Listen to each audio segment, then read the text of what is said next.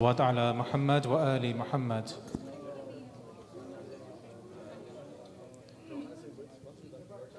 Assalamu alaikum everybody. Welcome to the event. I would like to share my condolences for the event that we're commemorating today, the Shahadat of Imam Muhammad al-Jawad alayhi salam.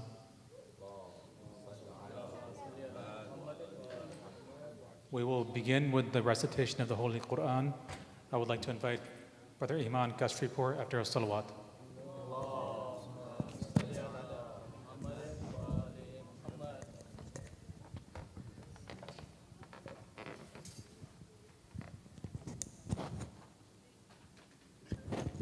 صلوات على محمد وآل محمد.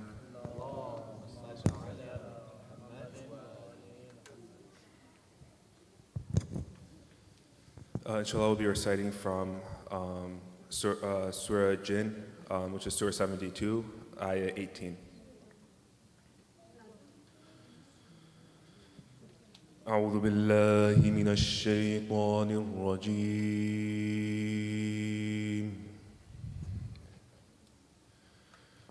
بسم الله الرحمن الرحيم.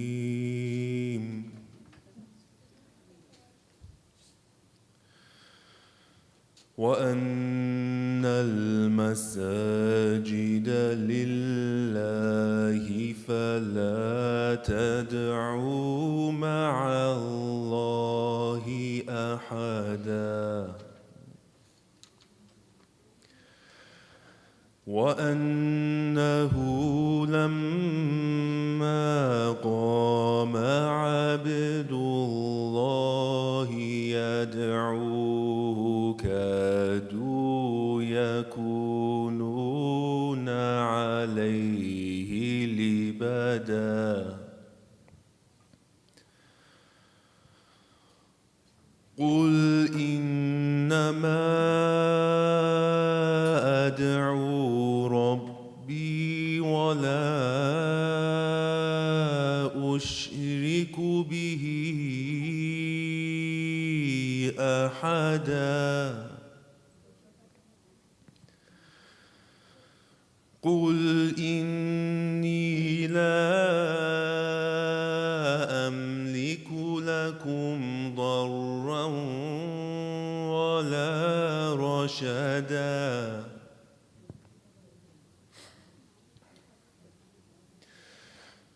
قل إني لن يجيرني من الله أحد ولن أجد من دونه ملتحدا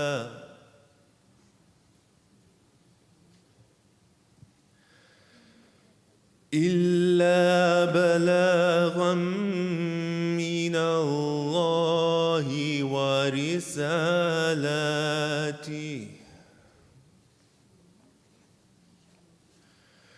ومن يعص الله ورسوله فإن له نار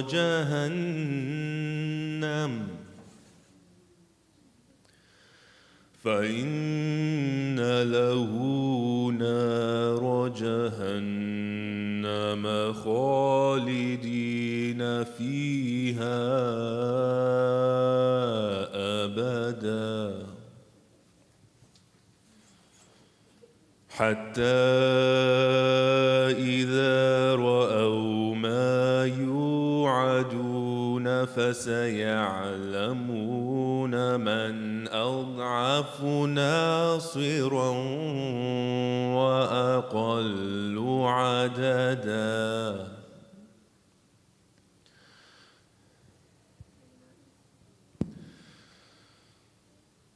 قل إن أدري أقريب ما توعدون أم يجعل له ربي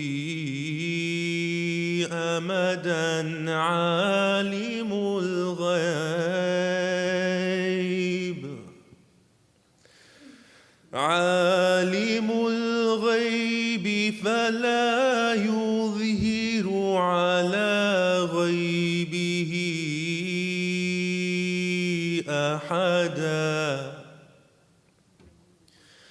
إلا من ارتضى من رسول فإنه يسلك من بين يديه ومن خلفه رصدا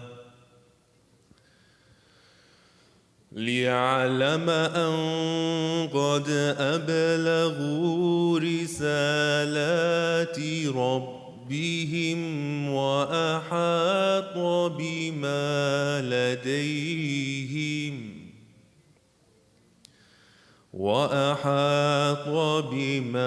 لديهم وأحصى كل شيء عددا صدق الله العلي العظيم.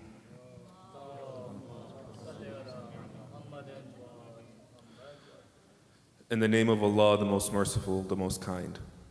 And that the mosques are Allah's, therefore call not upon anyone with Allah. And that when the servant of Allah stood up calling upon him, they crowded him to death. Say, I only call upon my Lord, and I do not associate anyone with him. Say, I do not control for you evil or good. Say, surely no one can protect me against Allah, nor can I find beside him any place of refuge. It is only a delivering of communications from Allah and his messages. And whoever disobeys Allah and his apostle, surely they shall have the fire of hell to abide therein for a long time. Until when they see what they are threatened with, then shall they know who is weaker in helpers and fewer in number. Say, I do not know whether that with which you are threatened be close, or whether my Lord will appoint for it a term. The knower of the unseen, so he does not reveal his secrets to any, except to him who he chooses and as an apostle, for surely he makes a guard to march before him and after him, so that he may know that which that they have delivered the messages of their Lord, and he encompasses what is with them, and he records the number of all things. Salawat.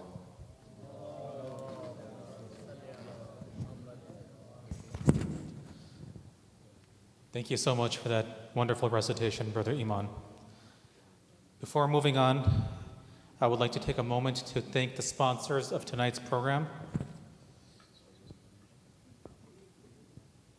Sisters Azra Zaidi, Sister Shagufta Hassan, and Brother Bakr Mirza.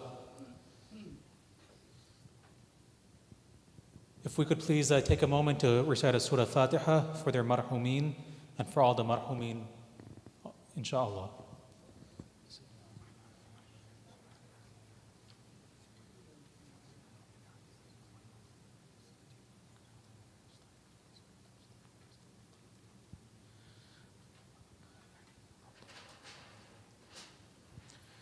And now moving on, I would like to begin the poetry for tonight.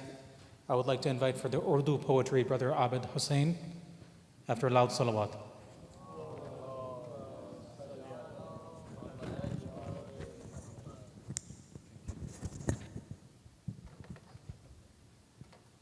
Assalamu alaikum. So I was not prepared for it, but I'll just try something it's written by me. So salawat.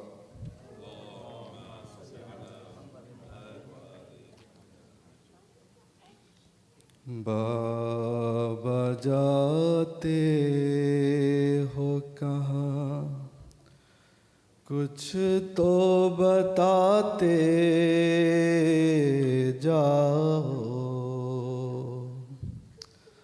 बाबा जाते हो कहाँ कुछ तो बताते जाओ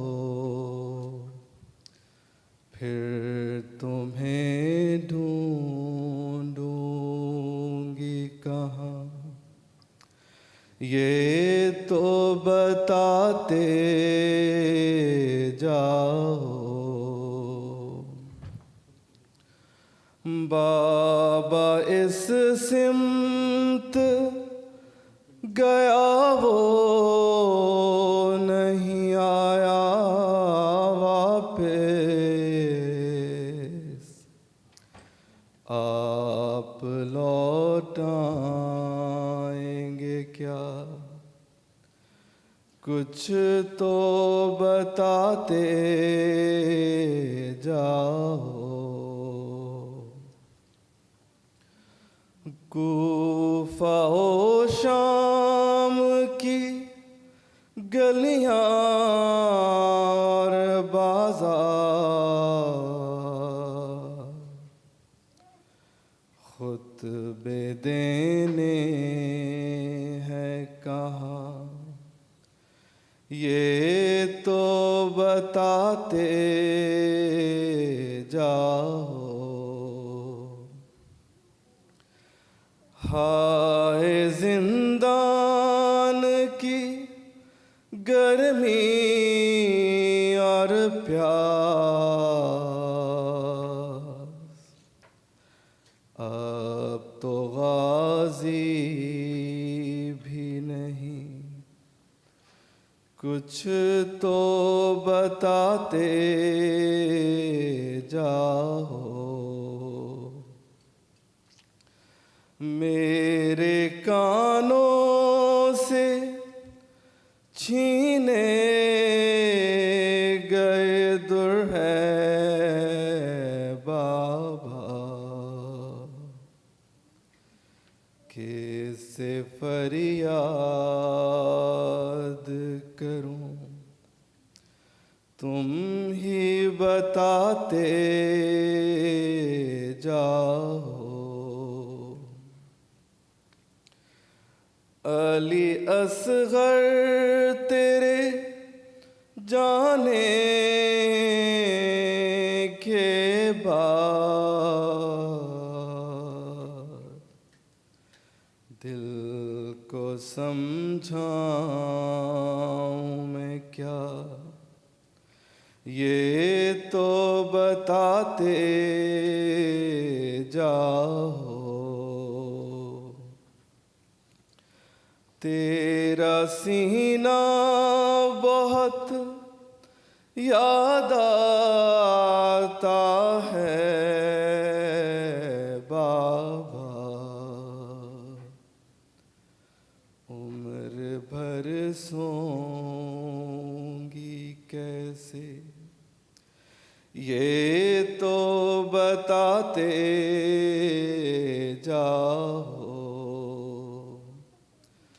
बाबा जाते हो कहाँ कुछ तो बताते जाओ बाबा जाते हो कहाँ सलावत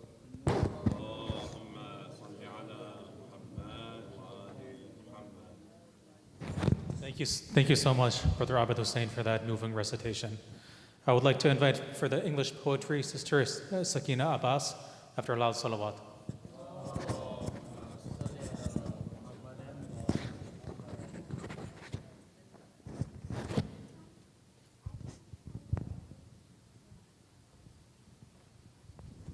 Assalamu alaikum. This is a poem written by Nuri Sardar, and it's called Jawad's Ship.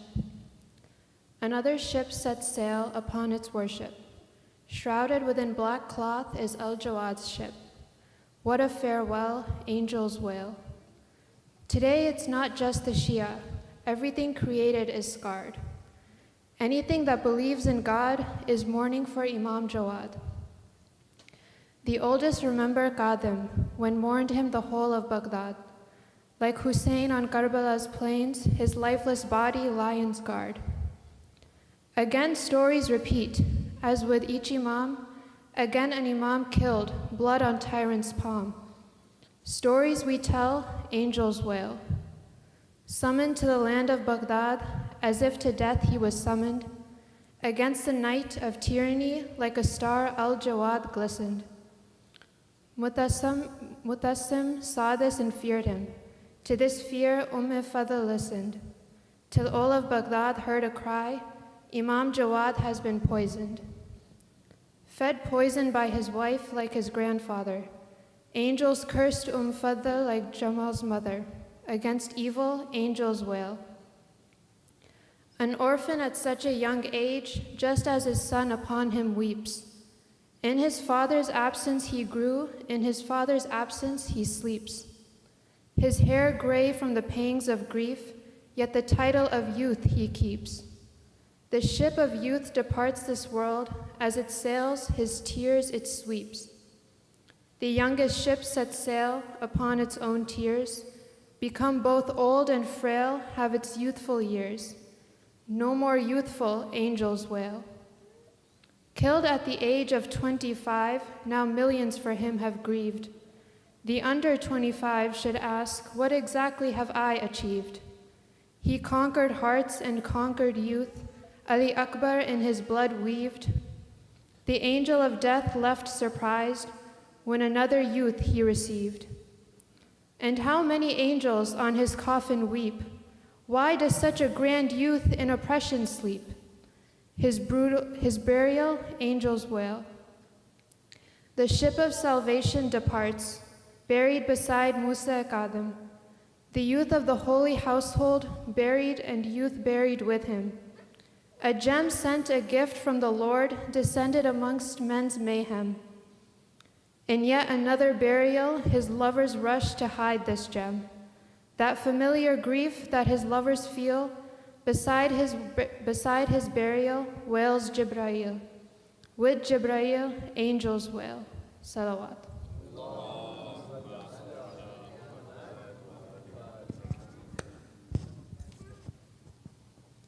MashaAllah, thank you for that very moving poetry, Sister Sakina. Before we move on to the speech, I would just like to ask a small favor. We do have the month of Muharram coming, inshallah, in about a month and a half. From the English side, there's always a need for any volunteers who would like to recite any poetry. If anybody is interested in volunteering, has anything they would like to share or express, please come to me or please feel free to email me, rizvi.asadali@gmail.com. Now I would like to call up our respected scholar. After a loud salawat, I would like to call up Sayyid Shaan Rizvi. Allahumma salli ala Muhammad wa ali.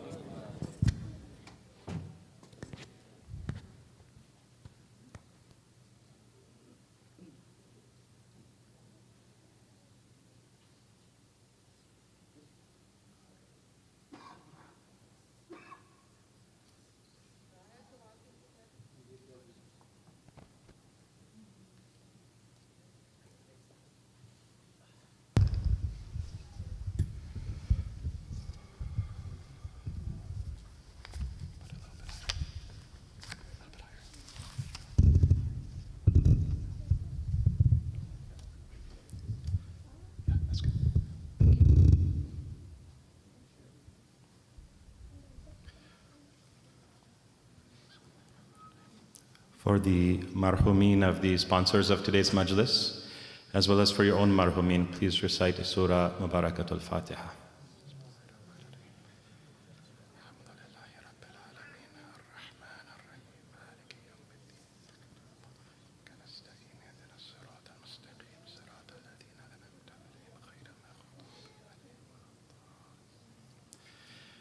أعوذ بالله من الشيطان الرجيم بسم الله الرحمن الرحيم الحمد لله رب العالمين بارئ الخلائق أجمعين فاطر السماوات والأرضين والصلاة والسلام على سيدنا ونبينا وحبيب قلوبنا وطبيب نفوسنا أبي القاسم المصطفى محمد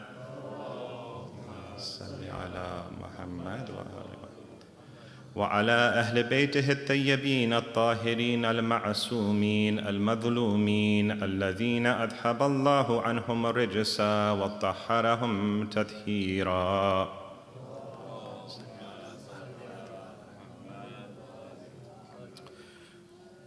ولعنة الدائمة على أعدائهم أجمعين من الآن إلى قيام يوم الدين. رب اشرح لي صدري ويسر لي أمري واحلل عقدة من لساني يفقه قولي أما بعد. Dear brothers and sisters, Salamun alaikum wa rahmatullahi wa barakatuh.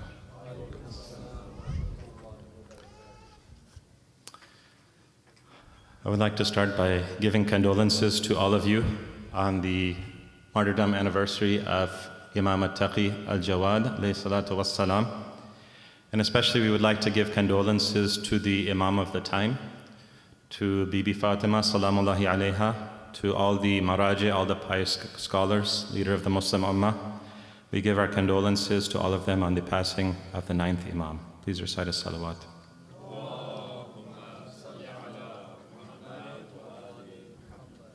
Before we begin our speech, we just have a request for dua.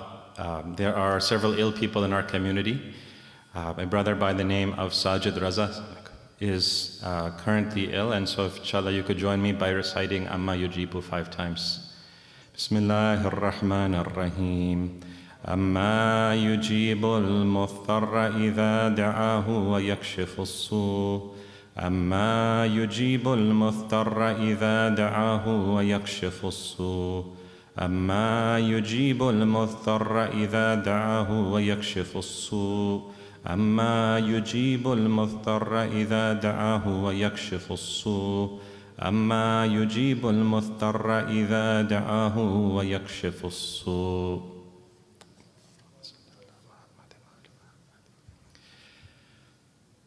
Before we begin, we'd also like to mention that we have some community members leaving for Hajj very shortly, or they may have left already. And we know that this is one of those rituals in Islam, just like every other community has rituals, this is our ritual. And this is our pilgrimage that we take for those who are able to afford it at least once in our life. And many of us were able to go this year, many of us were not able to go this year. But we pray for all of those people that went on Hajj, and we know that the Ahlul Bayt, as we heard in Ramadan, that the Ahlul Bayt also prayed for the opportunity to make Hajj. So we pray that we're of those people that can, inshallah, if not this year, then in the coming years, make the Hajj pilgrimage. Please recite salawat. Allahumma salli ala Muhammad wa ali Muhammad. Today's speech will be about Imam al-Jawad alayhi salam, the 9th Imam. And one of the things that happens is that as Shia, we tend to know a lot about the earlier Imams, but not as much about the later Imams. And in fact, all the Imams, in the words of one scholar, all the Imams were one person. They had one personality, right? That person, there's a book in Farsi called Insane Devisto Panja Saleh, right, which means the 250-year-old man.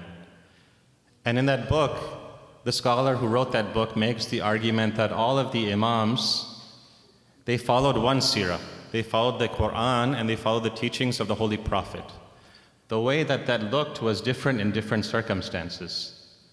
But that seerah that they were following was different. And so you have Imam Hassan and Imam Hussein making different decisions based on different circumstances. And so what we would like to do is learn a little bit more in our brief time about Imam al-Jawad's life, what the circumstances of his life were and what lessons we can take from it. Please recite a salawat.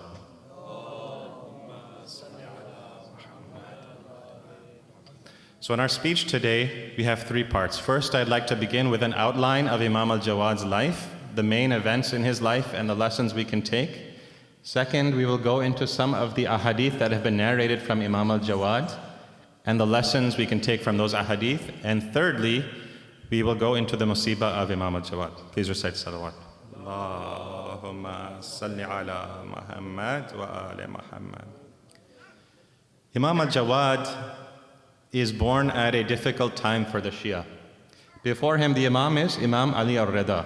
And Imam Ali al-Rida has an issue that is facing him, which is that he gets into middle age and close to old age, and he doesn't have a son. And so he approaches his late 30s, his early 40s, and he doesn't have a son. And so the Shia begin to doubt Imam Rida, and they say, how is it that this man can be our Imam? Some of the Shia have this question. They say, how can this man be our Imam if he doesn't have a son after him? We know that all the prior Imams, the Imam after them was their son. So what is it with Imam al-Rida? So as a result of this question, many Shia leave Imam Rida, and they say that this person is a fake claimant to the Imamah. Those people become known as a group called the Waqifiyah. And what they say is that Imam al-Kazim is the final Imam. He hasn't died, he's gone into Ghaibah, but he is the last Imam. So they reject Imam al-Rida alayhi salam. And Imam al-Rida alayhi salam is 45 years old. At the late age of 45 years old, when he has his son, Imam al-Jawad. And when he has his son, that is a response to all those who doubt the Imamah of Imam Rida. And so we have narrations that Imam al-Rida alayhi salam says that there has been no child born in Islam who is more blessed than Abu Ja'far, Imam al-Jawad alayhi salam. Please recite a salawat.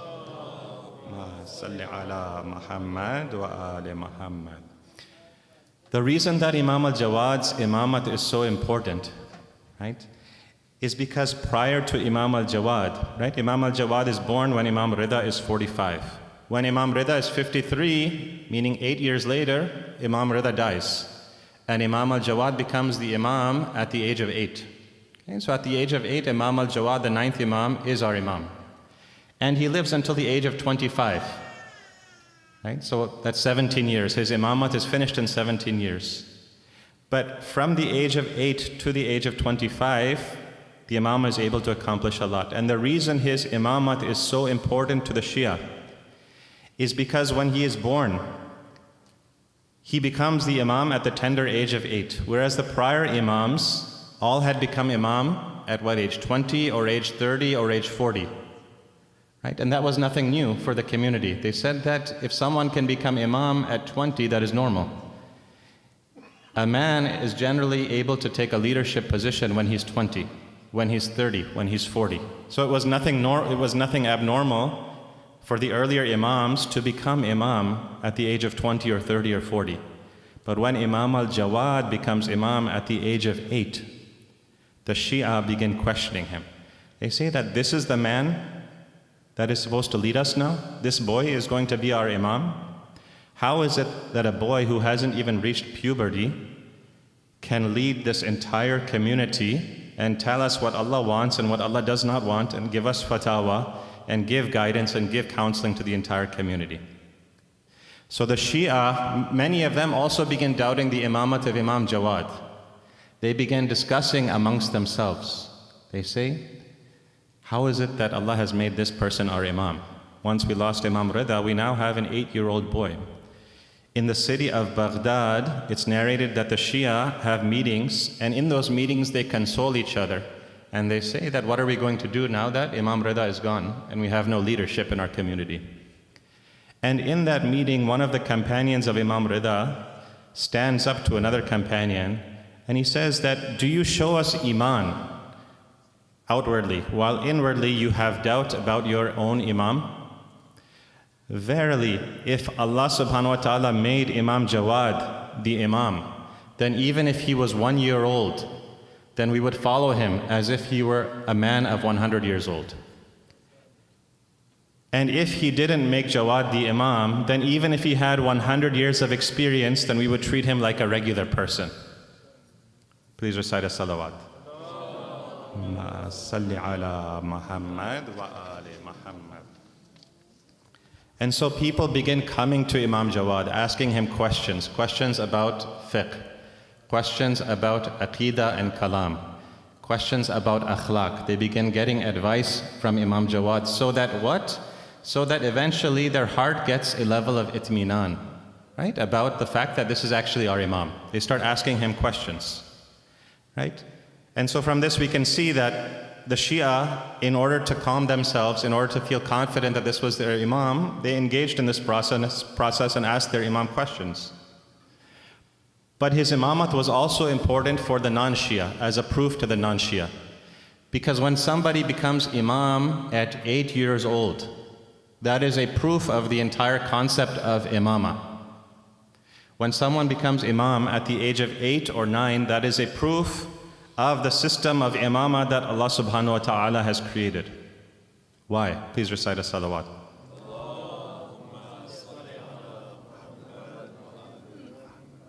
It was a proof of imamah for the entire Muslim ummah. Why? Because people who were opposed to the Ahlul Bayt, opposed to the imams, what could they say about Imam Baqir's knowledge? What could they say about Imam Sadiq's knowledge? What could they say about Imam Kazim's knowledge? They could say that these people spent a lot of time reading books and studying and discussing and learning religious knowledge from their teachers. Right? They can say that this person is not divine.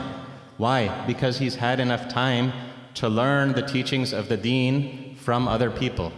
But when an 8-year-old boy comes in that time frame and he's able to answer those same questions with that same depth, with that same eloquence, then there is no other explanation for that person's knowledge except that it is divine. Please recite a salawat.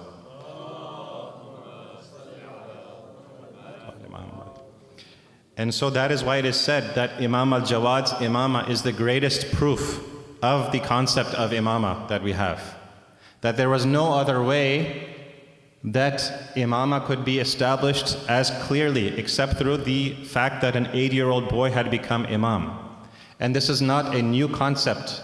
In Islam we see that when Hazrat Isa is born, many people will object and say, how is it that you Shia believe in an imam who was 8 years old? How could he have this kind of knowledge? Even today they might ask us that question. We say in response to that when Hazrat Isa is born, is he not coming out of the cradle and speaking to people and defending the rights of his mother and saying that his mother is a chaste woman? As a baby, is he not engaging in this kalam with other people? And did Allah subhanahu wa ta'ala not give him that power? We see that with Hazrat Yahya, the Holy Quran testifies, وَآتَيْنَاهُ الْحُكْمَ الصَّبِيَّةِ. We gave him the hukm as a sabi. The Holy Quran says we gave him the hukm as sabi, meaning that he ascended to the status of nubuwah, of a prophet as a child. So when the Holy Quran is testifying that Hazrat Isa ascended to the status of nubuwah as a child, when Hazrat Yahya ascended to the status of nubuwah as a child, then what kind of objection is it that Imam al-Jawad became an imam as a child? Please recite salawat.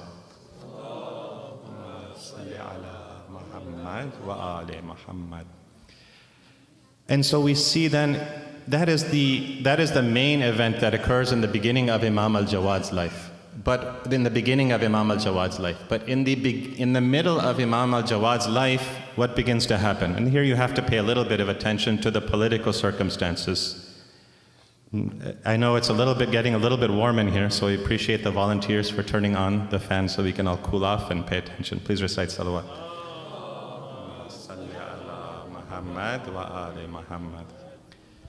And I thank you all for bearing with me. I know that the main speaker, who is always here, Sayyid Suleiman, could not be here due to another event. And so when the great ulama of the area are not available, then we go to the B level and the C level ulama to fill their spot. So thank you for bearing with me. Inshallah, I can say something that you'll benefit and I'll also benefit from my own words. Allahumma salli ala Muhammad wa ali Muhammad. So in the middle of Imam al-Jawad's life, what's happening? We have this government, the Abbasids. The Abbasids follow the Umayyads. The Abbasids, one of their claims to power, the reason they're able to come to power in the Muslim world is because what? They are related to the Prophet through his uncle Abbas and his son Ibn Abbas. That is how they get their name, and they trace their lineage back to the Prophet's uncle Abbas. Okay? But they are not from that same line of Ali and Fatima, right? They're not from the Ahlul Bayt. But because they are related to the Prophet, they are able to use that to their advantage, and they get a lot of sympathy in the Muslim Ummah. Now what happens is that Ma'mun, the Abbasid Caliph, he poisons Imam al-Rida, right? He poisons Imam Rida, and he tries to cover up this fact because Imam al-Rida is very popular, so he tries to hide it. But nonetheless, many of the Shia of Ahlul Bayt and other people who are sympathetic to the Ahlul Bayt find out that Ma'mun has poisoned Imam al-Rida. And so they become very upset about it, and there is growing animosity towards the Abbasid Khulafa, growing animosity towards Ma'mun. Why? Because he's poisoned Imam al-Rida, and the Ahlul Bayt are still very popular in the masses. Right? So Ma'mun comes up with a plan. He says, let me marry my daughter, al-Fadl, to Imam al-Jawad. Let me marry my daughter, al-Fadl, to Imam al-Jawad. So he invites Imam al-Jawad to Baghdad, and he invites him to live in his own palace. Ma'mun we're talking about. He says, Imam al-Jawad, you come live with my daughter in our house. Come live in our palace. We will take care of you. You won't have any expenses. You will be part of the royal family, etc., etc., etc. And he has a few reasons for doing this. Number one, Imam al-Jawad and Imam al-Rida have a large following amongst the Shia. So his first reason for doing this is what? To keep eyes on the Imam. To say that we want to know what you're doing, Imam al-Jawad, and we can do that if you are in our home. Number two, Imam al-Jawad, we want to bring you into the royal palace. Why? Because this is a place of la'ab, right? Of play, of fornication, and of sin. And so when you come into this palace, your status amongst the Shia is going to go down. Your izzat, your abaru in front of the Shia is going to go down. Why? Because you're living in a place where there's all this sin happening around you. And number three, by becoming part of the government, we're going to lower the possibility that the Shia are going to rise up against the Abbasid Khulafa. And as to why he accepted this marriage, there's differences of opinion, but generally the scholars say that he was forced to accept this marriage. Why? Because if he did not marry al-Fadl, then there was some sort of implicit threat that the Shia community would be attacked or would be massacred. So of course he accepted the marriage because it was in the interests of Tashayyu. And he goes to that palace and he lives with his wife al-Fadl under the watch of the Khalifa of the time. Please recite a salawat.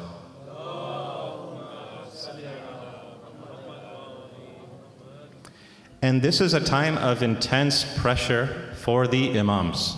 Right? And one of the things that we'd like to take from this story is that when we talk about Shia history, right, going back to this idea of Insane Devisto Panjasale, the 250-year-old man, we have to look at Shia history as a whole. Okay?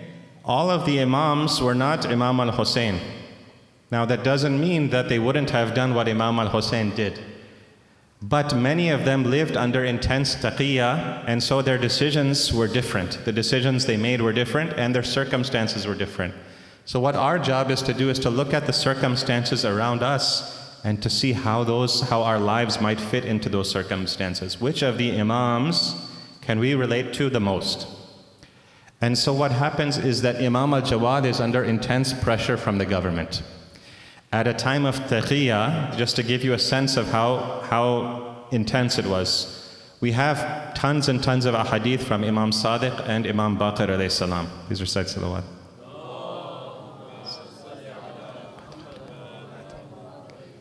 And the reason for that is because they were given freedom to operate during their time by the khulafa of their time. And so we have, according to some reports, over 4,000 people who studied with Imam Sadiq or who narrated hadith of Imam Sadiq. When we come to the 9th Imam, we have about 100 people who narrated hadith from Imam al-Jawad. And whereas we have thousands and thousands and thousands of hadith narrated from Imam Sadiq, from Imam Jawad, the history books state that we have about 250 hadith from Imam al-Jawad. Okay? So Imam al-Jawad is under this intense government surveillance and scrutiny, but that doesn't mean that he loses hope. Right? Instead, what he does is he changes his strategy. And so we have the system of wikala, where there's a network of Shia, of wakils, who are basically deputies of the Imam. And the Imam is in communication with these people, and he gives these people instructions, and they communicate it to the masses. And so we have different wakils of the Imam. Although Imams in Baghdad, we have wakils in Kufa, in Basra, in Egypt, and in Medina, and other cities. And what this does is that the Khulafa are not able to track the Shia because of this. The Shia's movements can be underground. The ruling powers have no idea to tabulate how many Shia there are, how powerful they are, etc., etc. But what is the take-home message for us? Please recite salawat.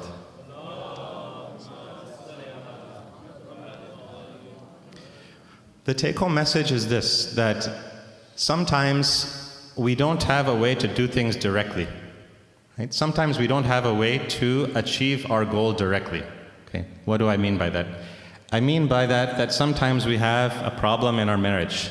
Sometimes we have a problem in our relationship with our children. Our child doesn't want to pray.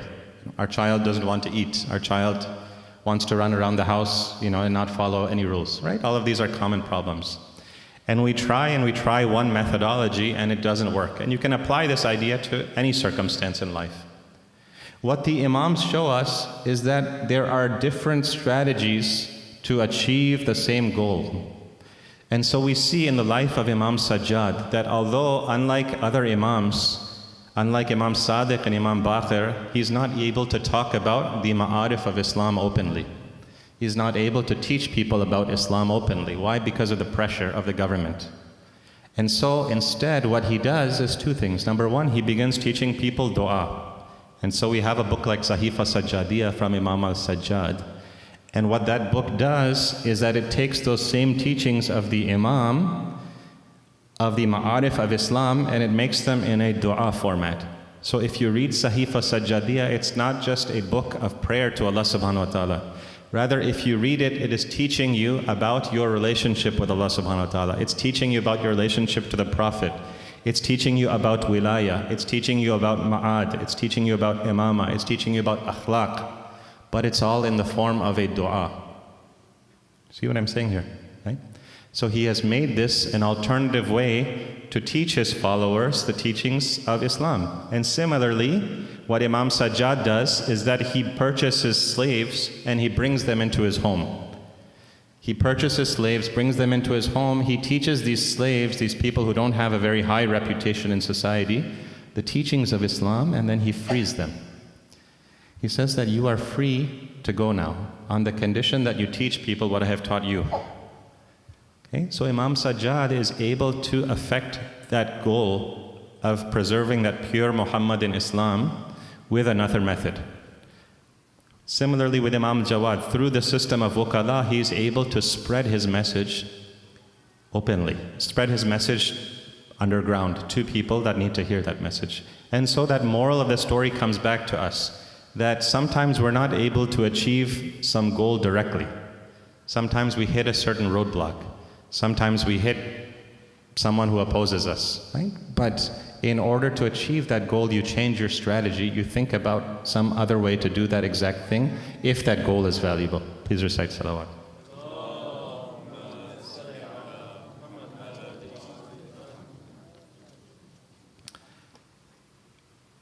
Please recite one more salawat.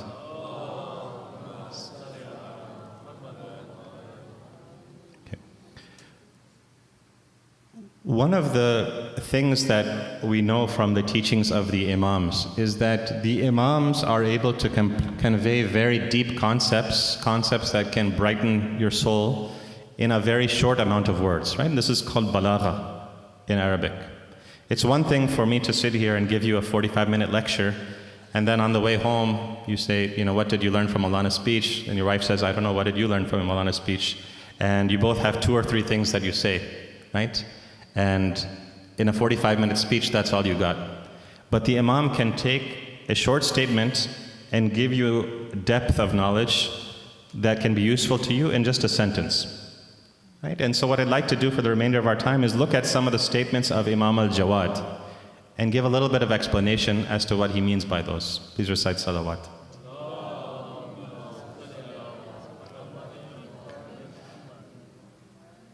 So there's a book called Muntaha al-Amal by Sheikh Abbas Qummi. Right? Muntaha al-Amal, the end of hope. Right? The end of your desires. And it is a biography of the 12 Imams. But it is quoted in hadith form. So Sheikh Abbas Qummi is looking at prior hadith, and he's quoting hadith about how the Imams lived, when they were born, what the circumstances of their life were. And in that book, he also quotes some of the teachings of the Imams. And in that book, Sheikh Abbas Qummi, also the compiler of Mafatihul Jinan, he brings some statements from Imam al-Jawad. And when I read these, they were things that kind of struck me, right? And they're things that I was thinking about, and I'd like to share them with you. So one of the things that is narrated from Imam al-Jawad alayhi salam, he says, Al-mu'minu yahtaju ila thalathi khisalin. A mu'min, a person of iman, needs three things. Tawfiqun min Allah, tawfiqun min Allah, wa wa'idhun min nafsihi, wa qabulin mimman yansahuhu. A mu'min needs three things. He needs tawfiq from Allah subhanahu wa ta'ala. He needs an advisor within himself. And he needs the ability to accept when others advise him.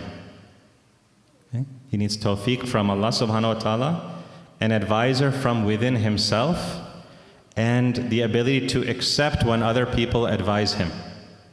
Okay, so we're going to focus on the last two of these. Right? The last two of these are what? Wa'idhun min nafsihi.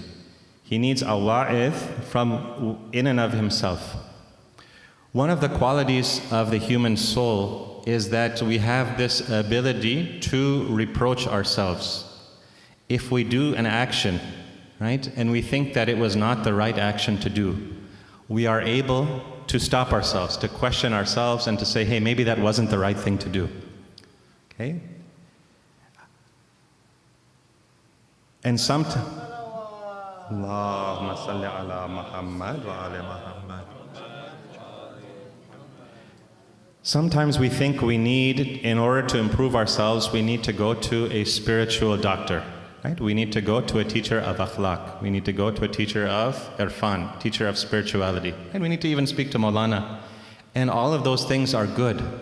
But at a very basic level, you have the ability to treat your own soul. Okay? At a basic level, you have the ability to help yourself. What that means is that your own shortcomings, at a basic level, are apparent to you. If you were to look in the mirror, just like you can see your physical abnormalities, oftentimes, not always, but oftentimes, you can see your character traits as well. And you can see, for example, that, I'm not very intelligent about these things, that I am lazy about these things, that, I don't show enough affection to people who need affection in my life, etc., etc., etc. Right? You can see the problems in and of yourself. So you can be a tabib for your own nafs. And what Imam Jawad is saying is that a mu'min needs to have that quality. Right? We have this quality of being able to critique ourselves. Right? And that is very good. That is called a conscience.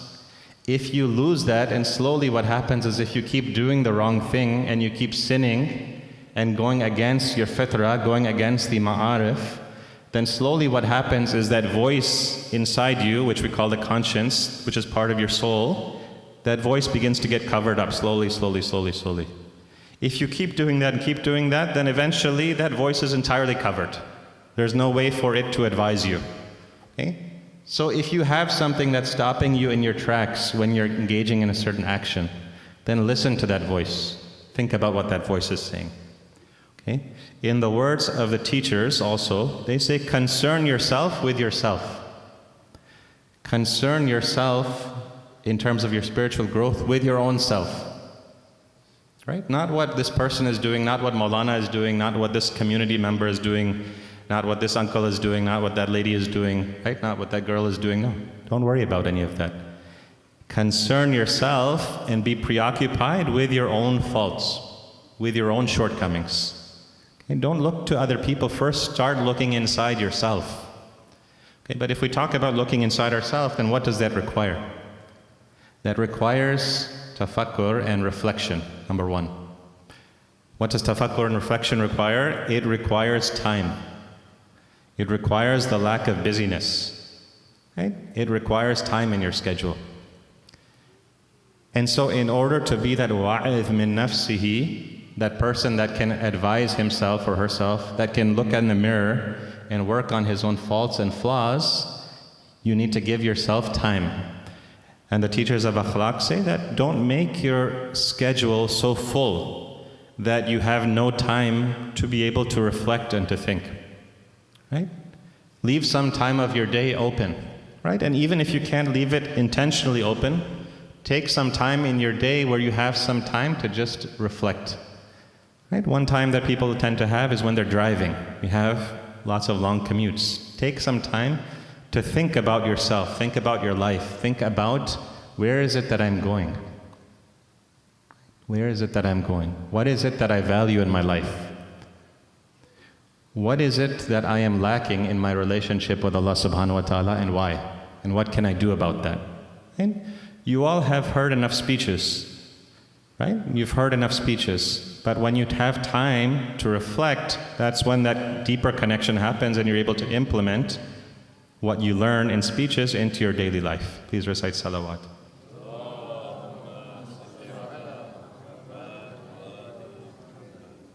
Okay, the second thing that Imam al-Jawad says, al-mu'minu yahtaju ila thalathi khisalin, tawfiqun min Allah, wa wa'idun min nafsihi, wa qabulin mimman yansahahu. A mu'min needs three things. Tawfiq, he needs to be an advisor of himself, and he needs to accept those who do nasiha of him, right? Those who give him sincere advice. Right? The word in Arabic is nasiha. And sometimes people get this wrong because in Urdu, and also sometimes I'm not 100% sure about Farsi, but in Urdu, nasiha has a negative meaning. It means that when you criticize somebody, say, meri nasihat mat karo, which means don't criticize me like that, right? But in actuality, when you look at the hadith in Arabic, nasiha is a word that's used in the Holy Quran to describe the prophets. Ya ayyuhalladhina amanu tubu ilallahi tawbatan nasuha. It also comes in this verse. O you who have iman, turn to Allah subhanahu wa ta'ala, do tawbah to Him, a sincere and complete turning. Tawbatan nasuha. In Islam, nasiha doesn't mean criticism. It means sincere advice for somebody. It means sincere guidance. Right? To sincerely advise someone. Please recite salawat.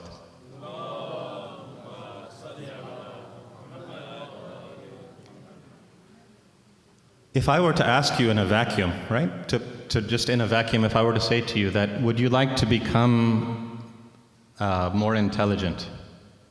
Right? If I were to say to you, would you like to become more wealthy? If I were to say, would you like to be a more affectionate and generous person? Okay? Of course, the answer to that for any aqil person, any person with intellect would be yes. Right? Of course you want to be more intelligent. Of course you want to be more affectionate, right? When you stop yourself from taking that nasiha, that sincere advice from other people, then in reality what you have done is you have stopped one of the means of your own growth. You have stopped one of the ways in which Allah subhanahu wa ta'ala has created the means for you to grow, which is the sincere advice of another person who knows you. In any job that you go to, is it not the case that every 6 months, every 1 year, every 2 years, your supervisor will give you a performance evaluation, and he will call you in and he will sit down and say, dear so-and-so, these are the things that you're really good at, keep doing them, and these are the things that you need to improve on. I would like to see you improve on X, Y, Z. He's saying that because he wants you to be a better employee, right? To help you grow. If you play sports, isn't it the case that after a certain amount of time on a certain team, your coach comes up to you and says, hey, brother, you need to be better at this skill. You need to be better at passing the ball here. You need to be better at defense in these circumstances. Right? Isn't it the case that he's giving you sincere advice? So when people give us that nasiha, if we see it as a means to grow, If we see it as a means through which we can improve ourselves, then we have taken a negative trait and turned it into something positive. Sometimes people come to the ulama and they say, Maulana so-and-so, I can't believe, like my wife said this about me the other day. How could she say this? Oh, my husband said this thing about me the other day. How could he stoop to that level and say something so insane? And the response to that is, yes, it might have been wrong for that person to say that. We're not condoning all kinds of abusive language. It may have been wrong. But what are they trying to tell you underneath that speech? Right? If your husband, if your wife says something that, hey, you need to get your act together in XYZ areas, I'm struggling with this, then in reality, what is that advice for you? Is that something that you're going to take personally, or is that something that you're going to take as a means to grow closer to Allah subhanahu wa ta'ala? Please recite salawat.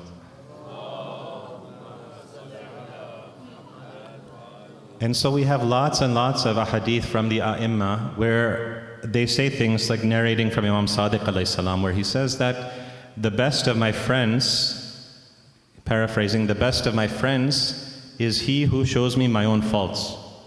Right? The person who shows me my own shortcomings, my own faults, says Imam Sadiq, he is the best of my friends. Not the person that makes me laugh the most, not the person that flatters me, not the person that tells me I'm always right, but the person who is like a mirror for me, who can be sincere with me. Okay? So a mu'min is never afraid of taking feedback from other people. There's always room for improvement. There's always room for growth. But there are certain conditions for that nasiha. What are the conditions for that sincere advice, that nasiha? Number one, the place and the time are important. The place and the time through which you give that sincere advice need to be observed. Not every place, not every time is appropriate for nasiha. Number two, that person has to be ready to take that advice. There has to be a certain level of acceptance in that person to take that advice. Sometimes somebody is not comfortable in their own skin, and so if you advise them, they're not going to listen to you. I think there has to be some potential in that person to be able to accept what you're going to say to them, and only you can judge that. And if somebody is very insecure, if they are down on themselves, right, if they're going through a difficult time, it might not be the right time and circumstance to give them that advice. And number three, that advice and that nasiha needs to be sincere, right? Oftentimes when we give people advice and we say, hey, you need to do this better, you need to do that better, sometimes we're saying it because we really care about that person. Sometimes we're saying it because we need something, we want something for our own selves, right? Because we want to make our own life easier, right? If you're saying it because you want to make your own life easier, that might be important in some ways, but that's not nasiha. Nasiha is when you're sincerely doing it for the other person. Okay? So it goes back to looking at your own intentions. Why am I giving this advice to this person? Am I trying to help that person grow? Am I helping that person get better towards Allah subhanahu wa ta'ala, or is it because of myself? Okay, please recite a salawat.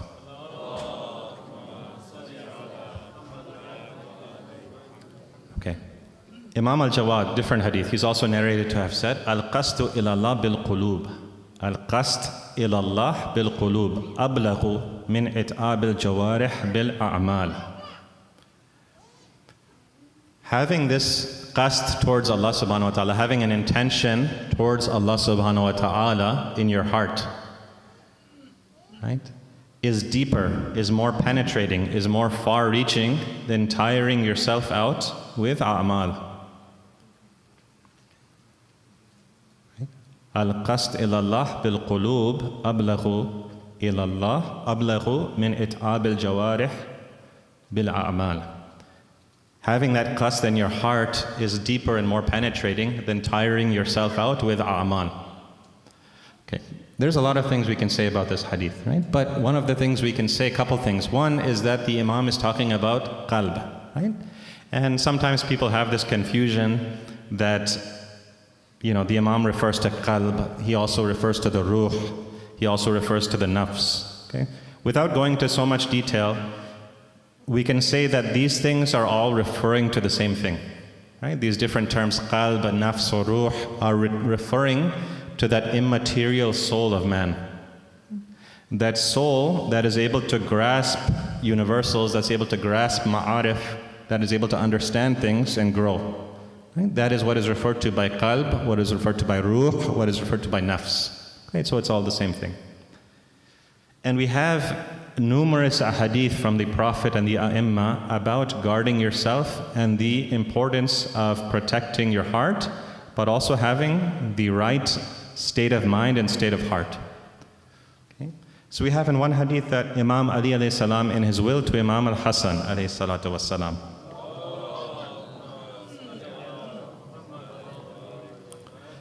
Imam Ali advises his son that innal faqata bala'un, that faqa, poverty, is a bala. Wa ashaddu min dhalika maradun, maradul badan. He says that poverty is a type of bala, but worse than poverty, worse than not having enough money, is when your body is sick. Right? When your body is sick. Wa ashaddu min dhalika maradul qalb. And worse than when your body is sick is when your psyche, when your soul, when your heart is sick. Okay, worse than all of those things is when your heart and when your mind are sick. And amongst the blessings that you can enjoy in life is expansive wealth. You have enough money to spend on whatever you want. That is one of the blessings of life. But better than that, according to Imam Ali, is sihhatul badan. If your badan is salam, if you're in good health. And better than that is sihhatul qalb, when your mind, when your soul is in the right place, when your soul is not sick, right? According to Imam Ali alayhi salam. And similarly, please recite salawat.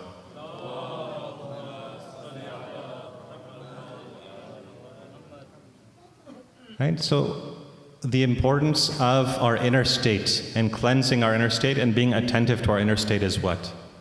In Hadith al-Qudsi, we have that Allah subhanahu wa ta'ala says, لا تسعني أرضي ولا سمائي ولكن يسعني قلب عبدي المؤمن. The importance of the soul, the importance of the heart. That Allah subhanahu wa ta'ala, because He is immaterial, because He is not limited to time, because He is not limited in space, what is it that can contain Allah subhanahu wa ta'ala? Where does Allah subhanahu wa ta'ala exist? Where does He fit? Okay? Because we know He doesn't have a body, He's not a substance, therefore we know He's not limited to anything in the physical world. He can't be identified with any one place, with any one time, because He's not a material. But in a Hadith Qudsi, Allah subhanahu wa ta'ala says that verily the earth nor the skies are vast enough to contain me. Rather, it is the heart of the mu'min which contains me. Please recite salawat.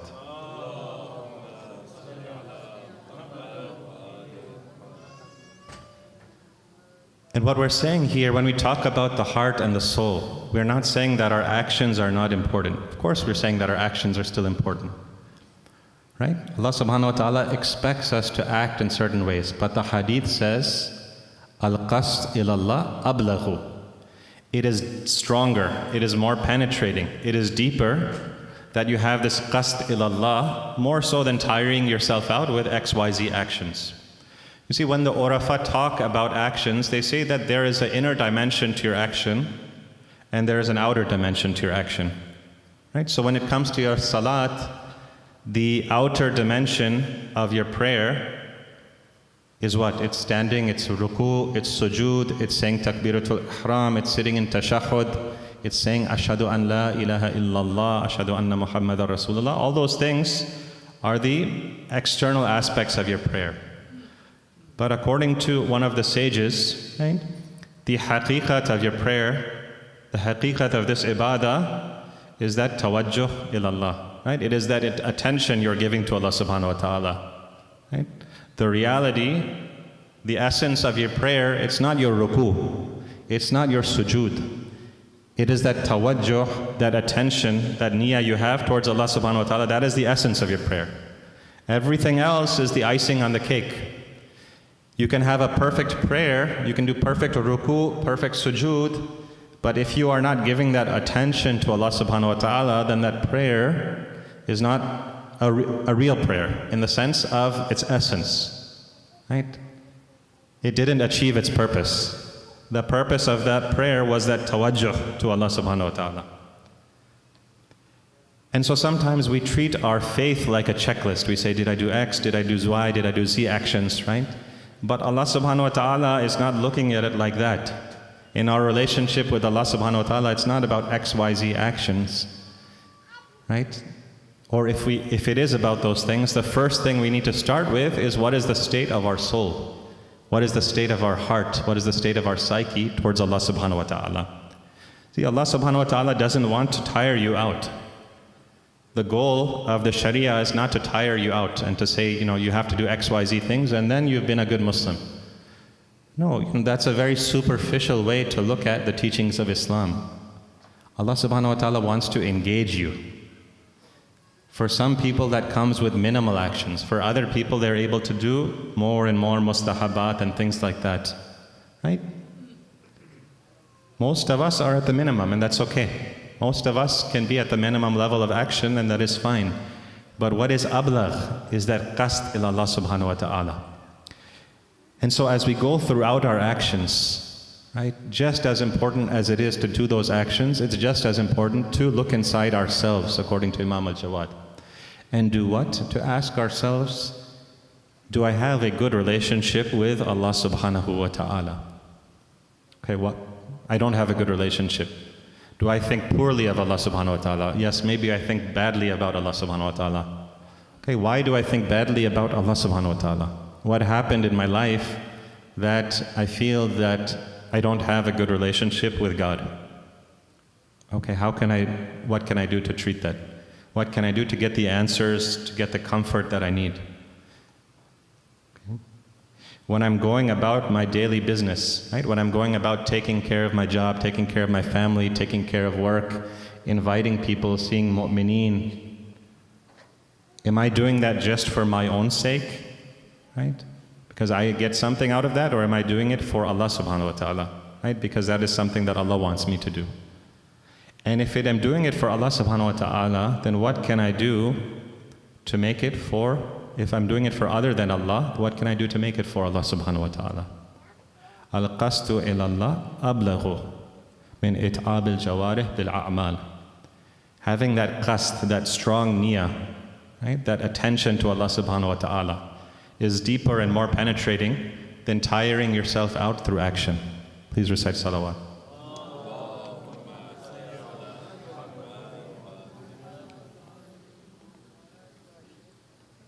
Please recite one more salawat.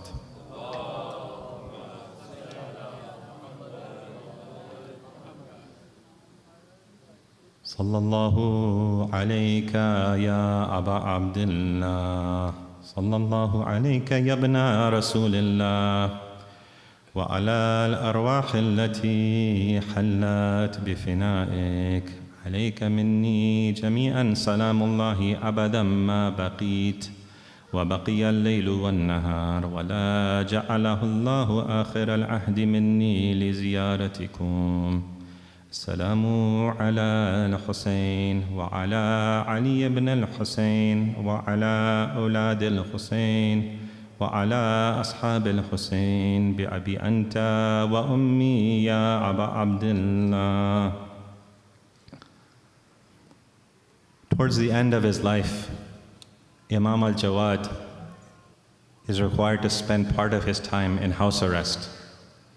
And al-Mu'tasim, the caliph after Ma'mun, during the time of Imam Jawad we had al-Ma'mun, the first Khalifa, and then we had al-Mu'tasim. And al-Mu'tasim tries to make ways for people to love the Ahlul Bayt less and less. And so one day a man goes to al-Mu'tasim and he begins complaining about Imam al-Jawad. And al-Mu'tasim thinks about it and he says that this is the time has now come when we can take Imam al-Jawad out. And the way we are going to take care of Imam al-Jawad is going to be through his wife, al-Fadl. al-Fadl, who was the daughter of al-Ma'mun, she's going to play a role here. And so he goes and sits with al-Fadl and they make a plan. And towards the end of Dhul Qa'dah, on a night just like this, al-Fadl comes home towards Imam al-Jawad. And she's carrying with her a plate full of grapes. And these grapes that she has, nobody knows what she's done with these grapes, but she says to the servants and to the guards that are around that room, she says, you need to leave this room. Why? So nobody can see what she's about to do.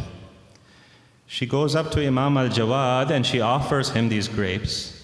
And as Imam al-Jawad takes a bite of the grape, he begins to feel the poison going through his body. The color on his face begins changing, and he looks at al-Fadl and he says, "O enemy of Allah, what is it that you've done to me? What have you done to me, O enemy of Allah?" And the traditions mention that al-Fadl turns around and she walks out of the house without saying a single word to Imam al-Jawad. As she leaves the house, she locks the door behind her so that nobody can come in to help Imam al-Jawad. Imam al-Jawad lays there for 3 days locked in the house. The traditions say that the poison was so strong that the interior organs of Imam al-Jawad begin to eat themselves. His thirst begins to increase more and more because of this poison which is going through his body. He looks to his right and looks to his left to see if anybody could help him, but he sees nobody there. The traditions say that at one time, Imam al-Jawad tries to go to the door, but because of the weakness of his body, he's not able to make it to the door. Eventually, Imam al-Jawad summons himself up to the roof of his house. From the roof of his house, he's able to get some fresh air. But the poison is still going through Imam al-Jawad's body. The poison is seeping through Imam al-Jawad's body. As he begins to try to stand, Imam al-Jawad falls flat on the roof of his house. Imam Jawad falls unconscious. He lays on the roof of his house for 3 days in the burning sun. For 3 days, the Shia wonder what has happened to Imam al-Jawad. The narrations state that the Shia begin coming together outside the house. They begin protesting and saying, "What is it that has happened to our Imam? Something doesn't feel right." After 3 days, al-Fadl, the cursed lady, goes up to the rooftop. She looks down at the Shia. She says, "Take your Imam." She takes the body of the Imam and pushes it off the rooftop. The Imam falls down to the ground. She says, "Take the body of your Imam, do whatever you'd like to him." The Shia take the body of the Imam. They begin caressing the Imam. They say, "We need to make arrangements for this Imam's ghusl. We need to make arrangements for the kafan of this Imam." But when we go back to the plains of Karbala, we see that when Imam Hussein has breathed his last breath, Zainab can only watch him from a distance as those horses are running over his body. Zainab is watching him as he has no kafan. His kafan is the arrows that have pierced his body.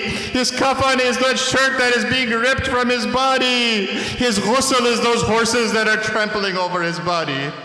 وَسَيَعْلَمُ الَّذِينَ ظَلَمُوا أَيَّ مُنْقَلِبٍ يَنْقَلِبُونَ إِنَّا لِلَّهِ وَإِنَّا إِلَيْهِ رَاجِعُونَ. Ya Allah, بحق Imam al-Jawad, please join me in making dua. بحق Imam al-Jawad, بحق سائر الأئمة. We ask you, by the right of Imam al-Jawad, that you give us the forbearance and the taqwa to be like Imam al-Jawad. We ask that you give us the insight and the knowledge to act according to the wisdom that Imam al-Jawad acted with. We ask that you keep plots of any evildoers away from our families, away from our communities, away from the Muslim Ummah. We ask to be firmly attached to the path of Muhammad wa Ali Muhammad today and tomorrow and for the remainder of our lives. We ask that you hasten the dhuhur of Imam al-Hujjat, Ajjalallahu ta'ala, Farajah al-Sharif. Matam Hussein.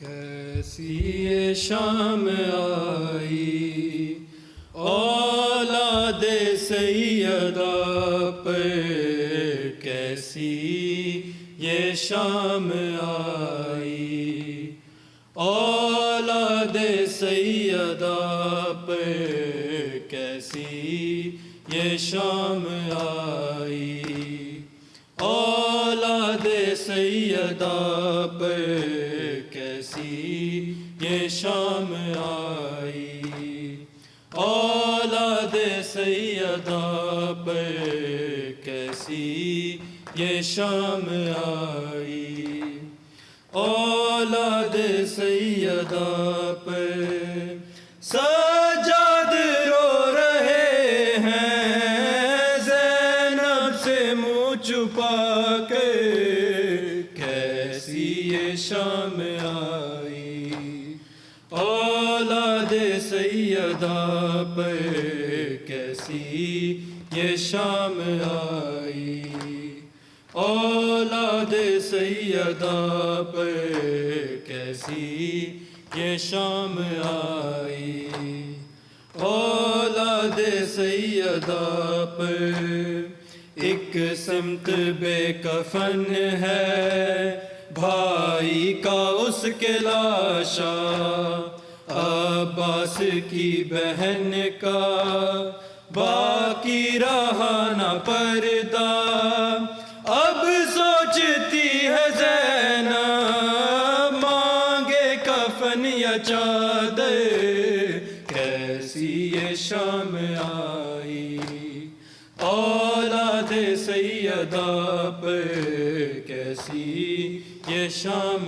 आई, औलाद सैयदा पे कैसी ये शाम आई, औलाद सैयदा पे बाजू कहीं पड़े हैं लाशा कहीं पड़ा है, ज़ैनब की बेबसी पर गाजी तड़प रहा है, रोती है बेकसी भी फर्शे अज़ाब बिछा कर, कैसी ये शाम आई, औलाद सैयदा पर कैसी ये शाम आई, औलाद सैयदा पर कैसी ये शाम आई, औलाद सैयदा पर जो घर में दो कदम भी पैदल नहीं चली है, एक दिन में वो ही ज़ैनब अब्बास बन गई है, पहरे पे आ गई है तन्हा लम उठा कर, कैसी ये शाम आई, औलाद सैयदा पर कैसी ये शाम आई, औलाद सैयदा पर कैसी ये शाम आई, औलाद सैयदा पर बाज़ बदौलत सलवात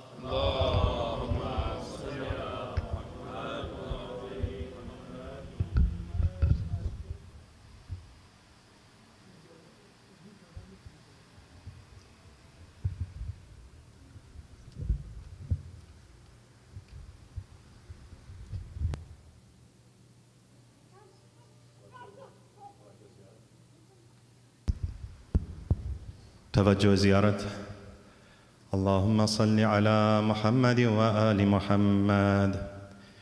بسم الله الرحمن الرحيم. السلام عليك يا نبي الله يا رسول الله. السلام عليك يا خديجة الكبرى أم المؤمنين. السلام عليك يا فاطمة الزهراء سيدة النساء العالمين. السلام عليك يا أمير المؤمنين يا علي بن أبي طالب. السلام عليك يا حسن بن علي المجتبى. السلام عليك يا أبا عبد الله يا حسين بن علي الشهيد بكربلاء. السلام عليك يا علي بن الحسين زين العابدين. السلام عليك يا محمد بن علي الباقر. السلام عليك يا جعفر بن محمد الصادق. السلام عليك يا علي بن جعفر السلام عليك يا موسى بن جعفر الكاظم. السلام عليك يا علي بن موسى الرضا. السلام عليك يا محمد بن علي الجواد. السلام عليك يا علي بن محمد الحادي. السلام عليك يا حسن بن علي العسكري. السلام عليك يا حجة يا صاحب العصر والزمان. الأمان الأمان الأمان من فتنة الزمان. السلام عليك يا شريك القرآن. السلام عليك يا كعبة الإيمان. السلام عليك يا إمامنا وإمام الإنس والجان. السلام عليكم جميعا ورحمة الله وبركاته.